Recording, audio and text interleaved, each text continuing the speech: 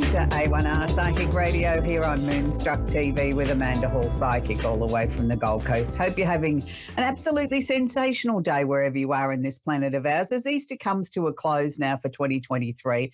And I thought we'd just extend it for this show because it's a magical time of the year. And for many people, it's a very religious time. It's a time of renewal and new opportunities and hope and sort of spending time with family and loved ones and remembering those that we've lost over this period of time. And I know for many people, as we did in our family, we lost someone just hours before Easter began. So it made it, I suppose, an even more special time to remember those that we really do cherish, and the fact that life is, only moments away from being snatched away from each and every one of us. And it doesn't matter how old somebody is when they pass, it's still a loss, it's still a tragedy, and it's still a very difficult time of the year for people that have lost loved ones previously to Easter, and it may be their first time. So my heart goes out to each and every one of you. I do know personally how difficult it is, and it's time now that we try and put a smile on everybody's face and remember things in a very, very positive way and enjoy the time of whether, you're religious or not. It's a time of celebration, of renewal, excitement, and opportunities abound are coming our way. So this week, the Simply Tarot card of the week is aptly named the Happy Home. It's a happy home. It's childhood memories. It's the card of bringing peace and positivity into our lives and just being a little bit childlike. And I think sometimes that's a really good thing. If we can refer back to a very happy time in our lives where things were carefree, where we felt that we didn't have a care in the world. And this is what childhood memories can invoke in us in those special times, those special moments with family, with loved ones that we haven't seen in a while, and really sort of just enjoying the time of the year. So this is a really positive, bright, positive card, and I hope everybody sort of feels the energy that's radiating from this card and a happy home, and I hope your home is very, very happy. So we're going to move on to the astrology section now. Now, the astrology section of the show is where we look at what's happening in the universe. And for those of you that aren't really up with astrology, astrology is a complicated science. It's something that's taken me many, many years of study to sort of understand the complexities of it. It's not just somebody sitting down simply and sort of saying, I'm going to divide the world into 12 and we'll write something for today. What I work with is where the planets are at the moment. If I can be a little bit old-fashioned now and say if we were to get our Polaroid camera out and take a snapshot of where the planets are at this precise time, that's how I work with what I bring to you each week on the show, is I do a little snapshot of where the planets are sitting at the moment and how that will affect each and every one of us. And if it's going to affect a particular sign or signs more, I will elaborate on that. So we're going to kick off the show this week with the sun is still in Aries. It's there for about another 8 or 9 days. And the Aries energy is the beginning of the astrological year. So it's always an exciting time. It's a time of high energy. A lot of people that are born under the sign of Aries are very, very me first. They're action driven. They're people that like to get the job done. They don't necessarily like to hang around to see it through to completion. They like to motivate people and get them up off the chair. So if you haven't got an Aries in your life, maybe it's about time you started to attract some Aries friends, because they certainly are great motivators. So we have Chiron, which isn't actually a planet. It's called an Arabian part, which is where we look for where we need to heal ourselves or where we need to work on ourselves, whether it be mind, body or spirit in the chart. So Chiron is currently sitting in Aries. It's conjunct or holding hands the sun, and the sun is conjunct or holding hands Jupiter. So what does this mean in layman's terms? So particularly for Aries, Leo, Sagittarius and Librians, this part of the forecast is more directed at you. It'll be a lot more watered down for the remaining signs. So Chiron here is asking you to dig deep into your soul. Is there something there that is wounded? Is there something there that needs healing? Is there a physical ailment or a situation that you've been ignoring or neglecting? Well, now's the time to go and see to it. Don't put things off. Sometimes by putting things off, we actually create more complications than we could or need to if we attend to something fairly promptly. If your body's in pain or you're feeling unwell or something's swollen, there's a reason for it. So don't ignore it. Go and get some help and sort of sort things out. Quite often, Chiron also works on the level of asking us to delve deep into our soul. Is there something there on an emotional level that needs healing? Is there something there that we're ignoring? For many people under the fire signs and the sign of Libra, they will be reorganizing their lives. A lot of people are saying to me, look, I've never had so much energy. I've made this change and that change in my life, and wow, it's really paying off. So if that's the case for you, then keep going. For other people, it may be a time of winding down or reorganizing or going into a new job or looking for a new home or just starting a new chapter in their life. Whatever it may be, it is very cathartic in as much as it's a very healing process, whether it's a new job, a move of residence, changing your lifestyle, fixing your health issue. It will have beneficial results. So don't ignore it. Don't let this energy slip through your fingers, because it won't be there for much longer. So use this opportunity to create the opportunities and the changes that are overdue. It's really the best time in the world now for things to be starting to unravel for you. Now we're going to move on to the next part, which is Mercury is conjunct or holding hands Uranus in Taurus. So this will definitely affect Taurians, Virgos and Capricorns. It will also affect Scorpios. So at the moment, communication is key. Communication might seem very intense. It may also seem as if things come out of nowhere, or situations or issues that you thought had been put to bed are now rearing their ugly head again. In some cases, it's positive, and in some cases, it's not quite so positive. But it does require your attention. Now, the most important thing to remember here is to keep your cool. Don't lose your temper, because you may be tempted to that, I felt I dealt with that problem. Why is it coming back again? I haven't got the patience or the time for this.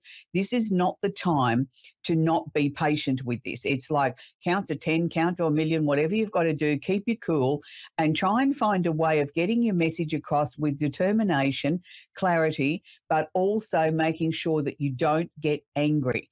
I can't stress that enough. You will get more results if you can keep a level head here, if you can keep your emotions in check. And you'll also probably find that we can finally get to the bottom of some lingering issues that have been dragging on for such a long time.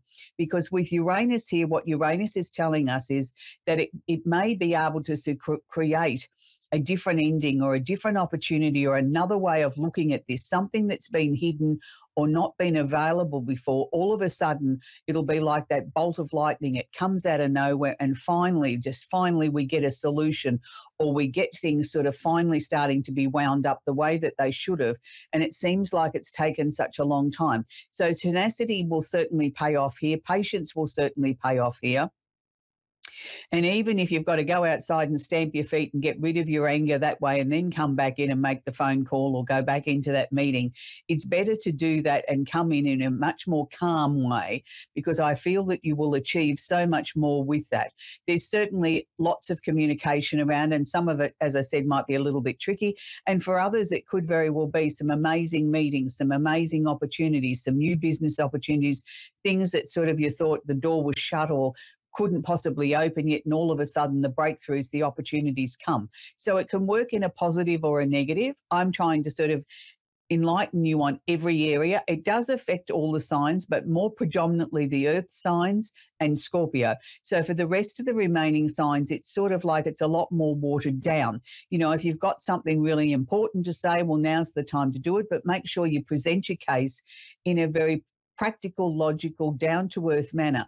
Don't go in there misinformed. Don't go in there without all your information, and make sure you do it in a forthright but gentle sort of approach. Don't go in there bombastic and full of bravado. Do it in a gentle sort of way, and you'll achieve so much more. So for those of you that are seeking love, it's a really interesting time at the moment, because Venus has just slipped into Gemini. Now, what does that mean for anybody that's seeking a new relationship?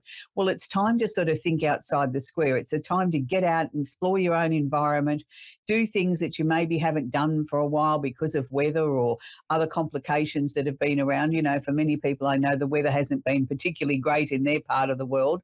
And for others of us, we've just had so many things on our plate that there hasn't been enough time to just get out and about and enjoy yourself and do something nice in your own local environment. So if you're seeking love at the moment, doesn't matter what your star sign is, Can I suggest start exploring your own local environment, whether that means going for a hike or going out for a cup of coffee or going to a movie or just enjoying the scenery? Do something different, but make sure you explore your own local environment, because there's people out there that are in the same boat as you that would like to have a relationship or like to have a connection with someone, and they're just waiting to meet someone too. But even if it doesn't turn out to be a romance, you may just make some new friends at the moment, because you're meeting people that have got like-minded interests as you. You know, if you've taken up, walking in your own local environment, you might want to join a walking class or a walking group, or, a networking group, or something that's different. Step out of your comfort zone a little bit. I think that's really important at the moment. So we have Saturn, the planet of discipline, has just moved into Pisces. Now, Saturn will be sitting here for a good, couple of years. So it's interesting for Pisceans at the moment, because a lot of them that are feeling quite restricted, as if their world has sort of become a lot smaller, in consciously working towards this change that's coming up with, Pisces, the Pisces energy with Saturn. For many Pisceans, they tended to sort of think that they were on sort of one long summer holiday and things were never going to stop, and they never really had to focus and get back to work and start to become serious again. And all of a sudden, Saturn's moved into their sign, and it's like a very rude culture shock that all of a sudden, hang on a minute, I've got to grow up, I've got to be a little bit more serious, I've got to start taking responsibility for myself. It's asking you to really sort of start to structure your life. Look at the things that need changing. Look at the ways that you can become more mature, more structured, more grown up. Is there areas of our life that we need to really bring some structure to in maybe a more creative way? Are we looking at things too black and white? Grab the bull by the horns, as they say, and go for it. There's new opportunities there abound for each and every one of us. So finally, I want to wrap the astrology section up with Pluto in Aquarius. Now, Pluto's just dipping his toe into Aquarius.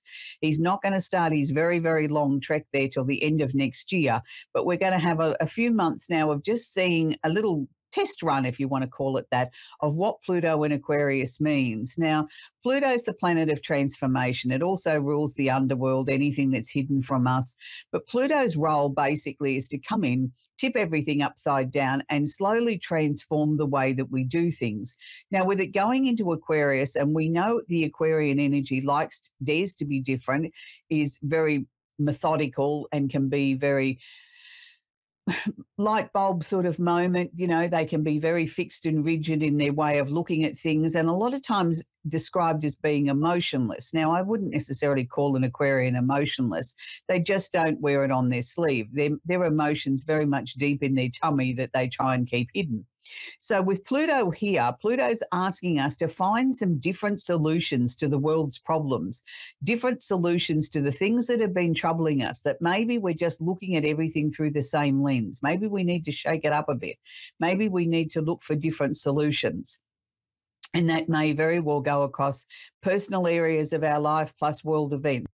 Times when Pluto does finally go into Aquarius and sits there for 20 odd years, it's going to be very life-changing, and probably the planet will change accordingly over that time. And parts of it will go easily, and other parts of it is going to go kicking and screaming, and it's going to be a real battle. But whatever the changes that come about, they are necessary and will be the right for our section of life. Hello, Suzette. Hi, how are you? Hello, Suzette. I'm very well, Hello? thank you, Suzette. Do you have a question I can answer for you, sweetie? Yes, I was wondering if you saw my dog is supposed to have surgery on his paw. Do you think that we should hold off on doing the surgery, or should we do the surgery?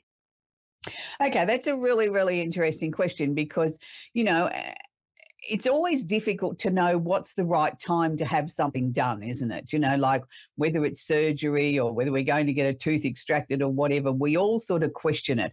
Look, the thing is, I think you've got to follow what your gut is telling you. If your gut feeling is that this is the right thing to do, and even though you're a little bit apprehensive about it, but you know deep down in your soul that this is the right thing to do, then I think that it is the right thing to do.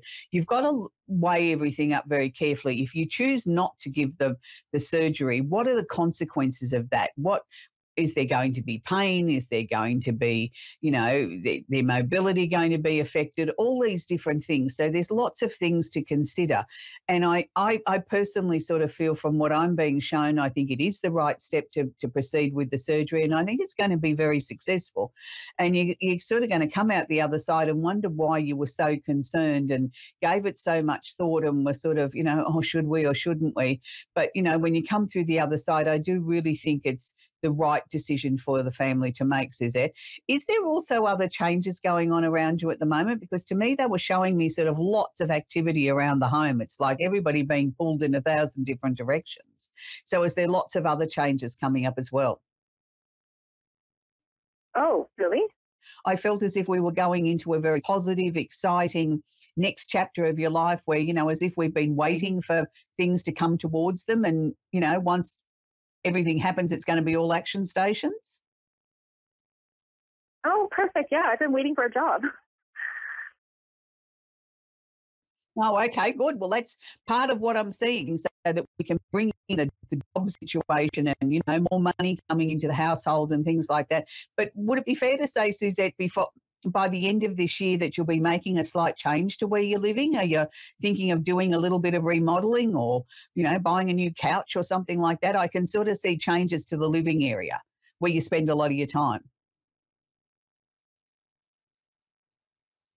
Were you planning on making a change like that, like redecorating in some way? Because I'm seeing sort of a fresh sort of feel to sort of, the primary living area where we spend most of our time. It's sort of like it's getting a refresh, I'm smartening it up a little bit more. And that may just be because you've got extra money coming in with a new job and things like that you feel that you're back in control of your finances and you're really sort of making some great inroads there in your life at the moment. And I want to see you continue on with that, Suzette, and really moving forward. It's a very important time that, there's just so many changes coming towards you, and I want you to be able to embrace every single one of them that's coming towards you, Suzette. It's a really, really positive, exciting time. So that's where we're going to leave Suzette now. I know lots of people around the world are going through lots of changes at the moment as, we sort of reorganise our lives and look at our new normal now that supposedly we've come out the other side from COVID. And, we're starting to sort of take the reins to our lives again in a way that maybe is slightly different to the way that we did it before. I don't know that we'll ever be quite as innocent as we were. I know I work a lot with people that sort of say to me, oh, I was going to do this, but I've rethought it and I'm going to approach it in a different way, whether it's a trip or, making changes in their life or, that they brought in more work-life balance or they realised that they weren't spending enough time with their families, things like that. So, we've all had a big wake-up in the last 3 or 4 years where we've all basically changed our lives in lots of ways. So we're going to talk with Jasmine now in Roanoke in Virginia, and I hope I've pronounced that. Roanoke in Virginia. Are you there, Jasmine? I was going to call you Janine. Are you there, Jasmine? Hello. Yes. Hi, sweetie. Do you have a question I can answer for you? Yes, I actually have two. I was wondering about, I've been seeing angel numbers lately, so I was trying to figure out if an angel was trying to contact me, and I wanted to kind of figure out when would I conceive. When you would what, sweetie? Conceive. To see what, sweetheart? Like getting pregnant. Oh, okay. All right. Look, we get lots of different symbols or lots of different messages from our angels or our spirit guides or whatever that you believe in. It's not always when we keep seeing something repeated, is it necessarily that they've got some earth-shattering message that they want to share with us. Quite often it's just our dearly departed relatives and friends on the other side trying to make communication with us. And it's like, they're like a kid with a new toy. Once they manage to do it once, they keep repeating it because they're so excited that they've been able to get your attention and make contact, even if it is something that's very simplistic with no message attached to it. It's just the fact that they've managed to be able to do that. And they're really, really happy about that. So that's all I think the message is, Jasmine, is that you've got 2 or 3 people. I've got 3. It's interesting because I feel, Jasmine, that you're opening yourself up more on a psychic level. And when we start to do that, we can get things that sometimes feel very strong, and then at other times things don't quite feel as strong. So it's all part of the journey. It's like anything. The more you practice, the better you get at it. And with psychic work, I don't think we ever stop learning. You know, we never get to a point that we say we've made it to the top of the tree. There's always something more to learn. There's always a different experience. There's always a different way to connect with people on the other side, or the messages are delivered to us. There's no right or wrong way. Everybody has a different way of connecting with their loved ones when they've passed over. And, you know, psychic energy isn't just about connection with loved ones that have passed over. It's learning to trust our own instincts. It's learning to trust our own feelings, our own gut feeling, because we have our own wisdom as well. We come into this lifetime with our own wisdom, because most of us have been before and most of us will be coming back again. So we do bring in some past life wisdom with us that we are able to tap into. And some people say, I don't want to, whether that's a conscious or an unconscious thing, that they push it to one side or don't allow it to come in. Some people don't like to think that they've got intuition because their belief systems take them down a different path. There is no right or wrong in a situation like this. What it means is what feels right for you is right for you. What feels right for someone else may not be right for you. So if you work on that score, that if it feels right to you, then adopt it. If it doesn't, reject it and move on. There's no right or wrong in any situation. But I do know, Jasmine, that you're starting to really sort of beef up your psychic abilities. You know, your intuition is very strong. You get very strong feelings, very strong drivers about things. And you also get very strong drivers about, I shouldn't touch that, or that's wrong for me. So follow those. There will also be, over time, I think, an increase in some very strong messages coming through dream form. But overall, I think this next 6 to 12 months for you is about change. It's about being aware of those signs that are being shared with you, whether it's angel messages or whether it's numbers or seeing a word or a colour or a smell. It doesn't matter. It's just showing you that there's much, much more activity around you, and you're the one that is starting to sort of be much more aware of that. And also, as I said, remember, they like to think that when they've made connection, they keep doing it over and over again to make sure that it wasn't a fluke, that they get very excited and very proud. It's like a toddler that takes their first steps. They want to keep practicing and keep doing it again and again and again, because it's just so liberating. So that's where we're going to leave Jasmine for the moment. I want to share with you that, you know, Easter has been a very difficult time for a lot of people, and a lot of people have sort of reached out to me and said, you know, it's hard because I've lost this one or that one, and how do I deal with, you know, loss at special occasions like this? I mean, again, it's a very personal thing. Some people will set up a little area that sort of, you know, commemorates those that have gone before them. Some people will set up photographs with candles. It's a very, very personal thing. For me, I like to try and talk about the person. I like to try and include them. I like to try and reach out to family members and sort of keep the circle going that way. You know, we don't all live in the same neighbourhood these days. People are scattered far and wide, and we have the fortunate opportunity of having technology that we should take advantage of that, you know, whether it be a video chat call or something like that can make somebody else feel included that otherwise might feel very left out of a family celebration because they can't get there because of the distance or, you know, their health issues or something like that. But it is really, really important to make sure that we reach out to people, particularly at these special events, to let them know that you still care, that you are still there, and make sure that you don't ignore any health sort of issue and end up, you know, on the wrong side of an issue because you left it too long and the medical team weren't able to fix the problem, whether it's medical or whether it's physical or whether it's emotional, or, you know, we all need help from time to time, and we can't all diagnose and fix ourselves. And I think that's the important message here, that it's something that we shouldn't ignore. This week I want to leave you with a very special song, and it's something that has been going through my head for the last couple of days, and I think it applies to each and every one of us, whether we're male or female. I think we can all get up every morning and kiss an angel good morning, you know, whether that's somebody that's with us physically or whether it's somebody we're blowing a kiss to that's miles away, that lives in another state or another country, or somebody that's no longer with us. Charlie Pride sang a beautiful song about this, Kiss an Angel Good Morning. And I think it makes the world a much nicer place, that if we can fill the world with love and happiness and be grateful for what we've got, that, we get up every morning and the person that may be the closest to us may not be somebody we want to physically give a kiss to, but we can certainly give some loving, warm energy. So I'll leave you with that beautiful song from Charlie Pride, Kiss an Angel Good Morning. And I hope you had a really happy and restful and joyous Easter, whatever you did, whatever your belief systems are. Until next week, don't overload too much on chocolate as I've been doing. We'll do it all again in 7 days. Bye for now.